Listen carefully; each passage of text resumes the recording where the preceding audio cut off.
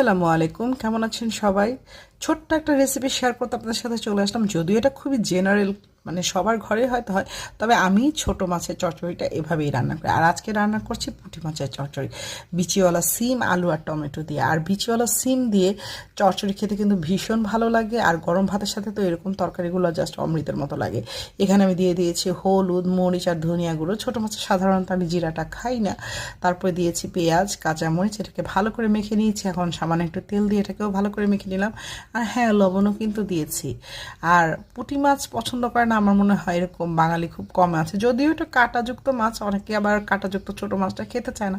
তবে পুঁটি মাছ কিন্তু ভেজে খেতেও খুব মজা, আর এরকম হালকা করে ভেজে মাছের চচ্চড়িটাও কিন্তু বেশ ভালো লাগে। শুধু পেঁয়াজ, কাঁচামরিচ, টমেটো দিয়েও কিন্তু বেশ মজার চচ্চড়ি হয়। তারপরেও এখন যেহেতু এরকম বিচিওয়ালা সিমগুলো আছে, এগুলো দিয়ে কিন্তু চচ্চড়িটা খেতে ভীষণ মজা। তো তরকারিটা যখন কষানো হয়ে গিয়েছে মশলার সাথে, তখন মাছ যে হালকা করে ভেজে রেখেছিলাম সেই মাছগুলো দিয়ে একটু ঝোলের পানি দিয়ে এটাকে ভালো করে জাল করে নেব। এই তো ঝোলের পানিটা দিয়ে দিয়েছি। এখন এই ঝোলের পানিটা শুকিয়ে গেলে সব কিছু সুন্দরভাবে যখন একদম সেদ্ধ হয়ে যাবে, মশলাগুলো মাছের ভেতরে চলে যাবে, তাহলেই কিন্তু গরম গরম পুঁটি মাছের চচ্চড়ি একদম রেডি গরম ভাতে খাওয়ার জন্য। দেখেন, আর মাছগুলো তো দেখছেন, কালকে মাছগুলো দেখেই মানে লোভ আর সামলাতে পারিনি, কিনে ফেলছি ঝটপট।